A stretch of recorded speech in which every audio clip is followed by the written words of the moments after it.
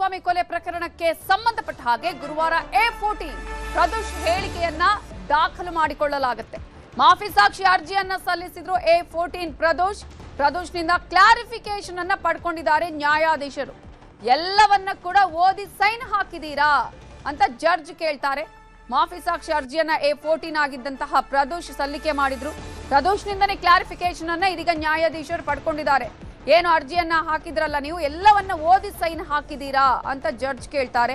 ಹೌದು ಸ್ವಾಮಿ, ಎಲ್ಲವನ್ನ ಓದಿಯೇ ಸೈನ್ ಮಾಡಿದ್ದೇನೆ ಅಂತ ಹೇಳಿ ಪ್ರದೋಷ್ ಆಗ ಹೇಳ್ತಾರೆ. ಈ ಅರ್ಜಿ ಹಾಕೋದ್ರಿಂದ ಏನೆಲ್ಲ ಪರಿಣಾಮಗಳಾಗತ್ತೆ ಅನ್ನೋದು ಗೊತ್ತಿದೆಯಾ ಅಂತ ಪ್ರಶ್ನೆ ಕೇಳ್ತಾರೆ. ಈ ಬಗ್ಗೆ ನಿಮ್ಮ ವಕೀಲರು ನಿಮ್ಗೆ ಹೇಳಿದಾರಾ ಅಂತ ಜಡ್ಜ್ ಕೇಳ್ತಾರೆ. ಹೌದು ಗೊತ್ತಿದೆ ಮಹಾಸ್ವಾಮಿ ಅಂತ ಪ್ರದೋಷ್ ಹೇಳಿಕೆಯನ್ನ ಕೊಟ್ಟಿದ್ದಾರೆ. ಪ್ರದೋಷ್ ಬಳಿಕ ಈಗ ವಿನಯ್ ಸರದಿ ಮಾಫಿ ಸಾಕ್ಷಿಯಾಗಿ ಪರಿಗಣಿಸುವಂತೆ A10 ಆಗಿರೋ ವಿನಯ್ ಕೂಡ ಮನವಿ ಮಾಡಿಕೊಂಡಿದ್ದಾರೆ.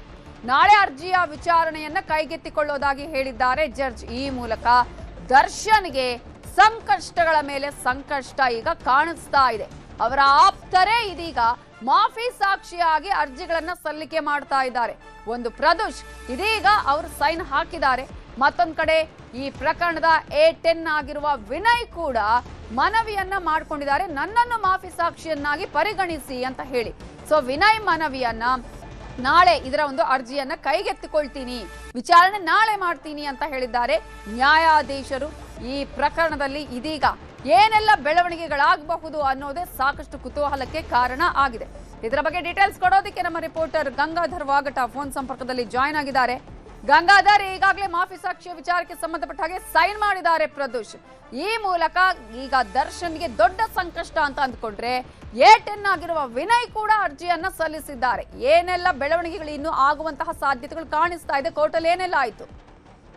ನವಿತಾ ಜೈನ್ ರೇಣುಕಾ ಸ್ವಾಮಿಯ ಕೊಲೆ ಪ್ರಕರಣದಲ್ಲಿ ಒಂದು ಮಹತ್ವದ ಒಂದು ಬೆಳವಣಿಗೆ ಆಗಿರುವಂತದ್ದು. ಇವತ್ತು ಆರೋಪಿ ಅಂದ್ರೆ A14 ಆರೋಪಿ ಆಗಿರುವಂತಹ ಪ್ರದೋಷ್ ಒಂದು ಮಾಫಿ ಸಾಕ್ಷಿಯ ಅರ್ಜಿ ವಿಚಾರಣೆಗೆ ಸಂಬಂಧಪಟ್ಟಂತೆ ಏನೋ ಒಂದು ಸ್ಟೇಟ್ಮೆಂಟ್ ಅನ್ನ ಪಡ್ಕೊಳ್ಳುವಂತ ನಿಟ್ಟಿನಲ್ಲಿ ವಿಚಾರಣೆ ಕೂಡ ಇತ್ತು. ಆದ್ರೆ ವಿಚಾರಣೆಯ ಸಂದರ್ಭದಲ್ಲಿ ಇವತ್ತು ಬೆಳಗ್ಗೆ ಪ್ರಾರಂಭವಾದಂತಹ ಹಂತದಲ್ಲಿ ಅಂದ್ರೆ ಈ ಒಂದು ಅರ್ಜಿ ಏನಿತ್ತು, ಅರ್ಜಿಯನ್ನ ಜೈಲಾಧಿಕಾರಿಗಳು ಈ ಮೇಲ್ಮೂಲಕವಾಗಿ ಜೈಲಿಗೆ ಕಳಿಸಲಾಗಿತ್ತು. ಬಟ್ ಆದ್ರೆ ಅಲ್ಲಿ ಟೆಕ್ನಿಕಲ್ ಇಶ್ಯೂಸ್ ಇದ್ರಿಂದ ಸ್ವಲ್ಪ ಪ್ರಾಬ್ಲಮ್ ಆಗಿತ್ತು. ಈ ನಿಟ್ಟಿನಲ್ಲಿ ಕೂಡಲೇ ಜೈಲಾಧಿಕಾರಿಗಳಿಗೆ ನ್ಯಾಯಾಧೀಶರು ಸೂಚನೆ ಕೊಟ್ಟು ಅವರು ಸಹಿಯನ್ನ ಪಡೆದು ಒಪ್ಪಿಗೆಯ ಸಹಿಯನ್ನ ಕೊಟ್ಟು ಅನಂತರ ಅರ್ಜಿಯನ್ನ ಜೈಲಾಧಿಕಾರಿಗಳ ಮೂಲಕವಾಗಿ ಅದು ಕೋರ್ಟ್ಗೆ ಬರಬೇಕು ಅಂತ ಸೂಚನೆಯನ್ನ ಕೊಟ್ಟಿದ್ದು. ಅದರಂತೆ 3:30ಕ್ಕೆ ವಿಚಾರಣೆ ಕೂಡ ಪ್ರಾರಂಭವಾಯಿತು. ಇದು ಸುಮಾರು CCH 59ರ ನ್ಯಾಯಾಲಯದ ನ್ಯಾಯಾಧೀಶರು ಕೂಡ ಅವರನ್ನ ಅಂದ್ರೆ ಖುದ್ದಾಗಿ VC ಮೂಲಕ ಹಾಜರಾಗಿದ್ದಂತ ಪ್ರದೋಷ್ನನ್ನ ಅವರ ಖುದ್ದಾಗಿ ಒಂದು ವಿಚಾರಣೆ ಮಾಡುವಂತ ಕೆಲಸವನ್ನ ಮಾಡಿದ್ರು. ಅಂದ್ರೆ ಅರ್ಜಿಯನ್ನ ಓದಿ ನೀವು ಸಹಿಯನ್ನ ಮಾಡಿದ್ರ ಅನ್ನೋದ್ರ ಬಗ್ಗೆ ಖುದ್ದಾಗಿ ಪ್ರದೋಷನ್ನ ಜಡ್ಜ್ ಪ್ರಶ್ನೆಯನ್ನ ಮಾಡಿದ್ರು. ಹೌದು ಸ್ವಾಮಿ, ನಾನು ಸಂಪೂರ್ಣವಾಗಿ ಅರ್ಜಿ ಏನಿದೆ ಆ ಮಾಫಿ ಸಾಕ್ಷಿ ಅರ್ಜಿಯನ್ನು ಸಂಪೂರ್ಣವಾಗಿ ಓದಿ ನಾನು ಸಹಿಯನ್ನ ಹಾಕಿದ್ದೇನೆ ಅಂತ ಹೇಳಿದ್ರು. ಅದಲ್ಲದೆ ಈ ಮಾಫಿ ಸಾಕ್ಷಿ ಹಾಕೋದ್ರಿಂದ ಏನೆಲ್ಲ ಪರಿಣಾಮಗಳಾಗುತ್ತೆ ಅನ್ನೋದ್ರ ಬಗ್ಗೆ ಕೂಡ ಅರಿವಿದೆಯಾ, ಅದ್ರ ಬಗ್ಗೆ ಗೊತ್ತಿದೆಯಾ ಅನ್ನೋದ್ರ ಬಗ್ಗೆ ಕೂಡ ಅವರು ಮರುಪ್ರಶ್ನೆ ಮಾಡಿದಂತಹ ಸಂದರ್ಭದಲ್ಲಿ ಅಂದ್ರೆ ಅವರ ವಕೀಲರ ಜೊತೆ ನೀವು ಚರ್ಚೆ ಮಾಡಿ ಹಾಕಿರುವಂತದ್ದು ಅಥವಾ ನೀವು ಯಾರ ಒತ್ತಡದಿಂದ ಹಾಕಿದ್ದೀರಾ ಅನ್ನೋದ್ರ ಬಗ್ಗೆ ಕೂಡ ಅವರು ಅಲ್ಲಿ ಅಭಿಪ್ರಾಯವನ್ನ ಕೇಳುವಂತ ನಿಟ್ಟಿನಲ್ಲಿ ನ್ಯಾಯಾಧೀಶರು ಮುಂದಾಗಿದ್ರು. ಈ ನಿಟ್ಟಿನಲ್ಲಿ ಹೌದು ಸ್ವಾಮಿ, ಎಲ್ಲ ನಮ್ಮ ವಕೀಲರು ಕೂಡ ನಮಗೆ ಮಾಹಿತಿಯನ್ನ ಕೊಟ್ಟಿದ್ದಾರೆ, ಅದರಂತೆ ನಾನು ವಿಚಾರವನ್ನ ಗೊತ್ತಿದ್ದು ಮುಂದೆ ಏನಾಗ್ಬೋದು ಅನ್ನೋ ನಿಟ್ಟಿನಲ್ಲಿ ಇದರ ಬಗ್ಗೆ ಮಾಫಿ ಸಾಕ್ಷಿಯಾಗಿ ನಾನು ಹೋಗ್ಬೇಕು ಅನ್ನೋ ನಿಟ್ಟಿನಲ್ಲಿ ನಾನು ಒಂದು ತೀರ್ಮಾನವನ್ನ ತೆಗೆದುಕೊಂಡಿದ್ದೀನಿ ಅಂತೇಳಿ ಪ್ರದೋಷ್ ಒಂದು ಹೇಳಿಕೆಯನ್ನ ಕೊಟ್ಟಿರುವಂತದ್ದು.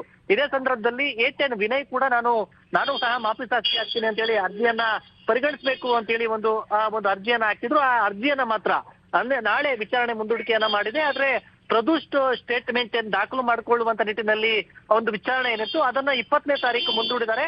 ಅವತ್ತು 20ನೇ ತಾರೀಕು ಪ್ರದೋಷ್ ಹೇಳಿಕೆಯನ್ನ ದಾಖಲು ಮಾಡ್ಕೊಳ್ಳೋದಾಗಿ ನ್ಯಾಯಾಧೀಶರು ಹೇಳಿರುವಂತದ್ದು. ನವಿತಾ ಜೈನ್, ಈಗ ಒಂದ್ ಕಡೆ ಪ್ರದೋಷ್ ಹೇಳಿಕೆ ಗುರುವಾರ ಆದ್ರೆ ಅಂತ ಹೇಳಿದ್ರೆ ಮುಂದಿನ ಪ್ರೊಸೀಜರ್ ಯಾವ ರೀತಿಯಾಗಿ ಇರತ್ತೆ? ಅಂದ್ರೆ ಇದು ಪುರಸ್ಕಾರ ಮಾಡದ ಹಾಗೇನಾ, ಹೇಗೆ ಅಂತ?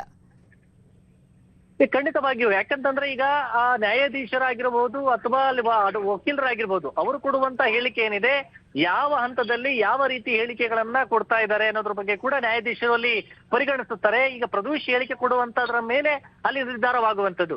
ಈಗ ಪ್ರದೋಷ್ ಅರ್ಜಿಯಲ್ಲಿ ಉಲ್ಲೇಖ ಮಾಡಿರುವಂತಹ ಬಹುತೇಕ ಅಂಶಗಳು ಚಾರ್ಜ್ ಶೀಟ್ ಅಲ್ಲಿರುವಂತಹ ಬಹುತೇಕ ಅಂಶಗಳಿರುವಂತದ್ದು.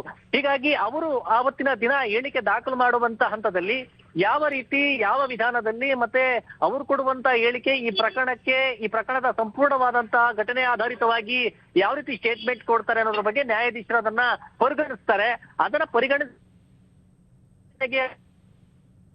ಸಾಕ್ಷಿಯಾಗಿ ಪರಿಗಣಿಸಬೇಕಾ ಬೇಡವಾ ಅನ್ನೋದು ಈಗ ಪ್ರದೋಷ್ ಕೊಡುವಂತ ಹೇಳಿಕೆ ಮೇಲೆ ಅದು ಒಂದು ನಿರ್ಧಾರವಾಗಲಿರುವಂತದ್ದು ನವಿತಾ ಜೈನ್. ಈಗ ಗಂಗಾಧರ್ ಇಲ್ಲಿ ವಿನಯ್ ಕೂಡ ಈ ರೀತಿಯಾಗಿ ಮಾಫಿ ಸಾಕ್ಷಿ ಅರ್ಜಿಯನ್ನ ಸಲ್ಲಿಕೆ ಮಾಡಿದ್ದಾರೆ. ಹಾಗಂತ ಹೇಳಿ ಈಗ ನಾವು ಗಮನಿಸೋದಾದ್ರೆ ಒಬ್ಬರಾದ್ಮೇಲೆ ಈ ರೀತಿಯಂತ ಮಾಫಿ ಸಾಕ್ಷಿ ಅರ್ಜಿಯನ್ನ ಸಲ್ಲಿಸ್ತಾ ಇದ್ದಾರೆ. ದೊಡ್ಡ ಮಟ್ಟದ ಸಂಕಷ್ಟನ ದರ್ಶನ್ಗೆ ಅಂತ. ಖಂಡಿತವಾಗಿ, ಯಾಕಂತಂದ್ರೆ ನವಿತಾ ಜೈನ್ ಈಗ ಬೀಸೋಡ್ದೊಣ್ಣೆಯಿಂದ ಪಾರಾದ್ರೆ ಸಾಕು ಅನ್ನೋ ನಿಟ್ಟಿನಲ್ಲಿ ಈಗ ಆರೋಪಿಗಳು ಬಂದಿರುವಂತದ್ದು. ಅದರಲ್ಲಿ ಪ್ರದೋಷ್ ಜೈಲಲ್ಲಿ ಆತ ಅನುಭವಿಸ್ತಾ ಇರುವಂತ ಒಂದು ವಾಸ ಏನಿದೆ, ಆತ ನಾನು ಏನೂ ಮಾಡದ ರೀತಿಯಲ್ಲಿ ಸಿಕ್ಕಾಕೊಂಡೆ ಅನ್ನೋ ರೀತಿಯಲ್ಲಿ ಈಗ ಏನಾದ್ರು ಮಾಡಿ ಮಾಫಿ ಸಾಕ್ಷಿ ಆದ್ರೆ ನಾವು ಹೊರಗಡೆ ಬರ್ಬೋದು ಅನ್ನೋ ಲೆಕ್ಕಾಚಾರದಲ್ಲಿ ಆರೋಪಿ ಪ್ರದೋಷ್ ಕೂಡ ಇರುವಂತದ್ದು. ಅದೇ ನಿಟ್ಟಿನಲ್ಲಿ ಈಗ ಅವರ ವಕೀಲರು ಕೂಡ ಸಲಹೆಯನ್ನ ಕೊಟ್ಟಿರ್ಬೋದು. ಅದೇ ರೀತಿಯಲ್ಲಿ ವಿನಯ್ ಕೂಡ ನಾನು ಕೂಡ ಮಾಫಿ ಸಾಕ್ಷಿ ಆಗ್ತೀನಿ ಅಂತೇಳಿ ಈಗ ಮಾಫಿ ಸಾಕ್ಷಿಯಾಗಿ ಅದರಲ್ಲಿ ವಿನಯ್ ಏನಿದಾನೆ ಆತ ಪಟ್ಟಣಗೆರೆ ಶೆಡ್ಗೆ ಕರ್ಕೊಂಡು ಹೋಗುವಂತದ್ದಾಗಿರ್ಬೋದು. ಅಲ್ಲಿ ಘಟನೆಯಲ್ಲಿ ಸಂಪೂರ್ಣವಾಗಿ ಇನ್ವಾಲ್ವ್ಮೆಂಟ್ ಇರುವಂತದ್ದು, ಅದರ ಮೇಲೆ ಹಲ್ಲೆ ಮಾಡಿರುವಂತದ್ದು ಇದೇ ವಿನಯ್ ಮೇಲೆ ಇರುವಂತ ಆರೋಪ. ಮತ್ತೆ ಪ್ರದೋಷ್ ಮೇಲೆ ಇರುವಂತದ್ದು ಸಾಕ್ಷಿಗಳ ನಾಶ ಮಾಡುವಂತ ಪ್ರಯತ್ನ ಆಗಿರ್ಬೋದು. ಅದಲ್ಲದೆ ಆತ ಪೊಲೀಸರ ಜೊತೆ ಅಲ್ಲಿ ಒಂದು ತೆಗೆದುಕೊಂಡು ಹೋಗಿ ಬಾಡಿಯನ್ನ ಬಿಸಾಡುವಂತದ್ದಾಗಿರ್ಬೋದು. ಮತ್ತೆ ದರ್ಶನ್ ತನಗೆ ಬ್ಲಾಕ್ ಮೇಲ್ ಮಾಡಿರುವಂತ ಪ್ರಯತ್ನದ ನಿಟ್ಟಿನಲ್ಲಿ ಆತೇನು ಸ್ಟೇಟ್ಮೆಂಟ್ ಕೊಟ್ಟಿದ್ದಾನೆ. ಇವೆಲ್ಲವನ್ನು ಕೂಡ ಈಗ ಪರಿಗಣಿಸ್ತಾರೆ.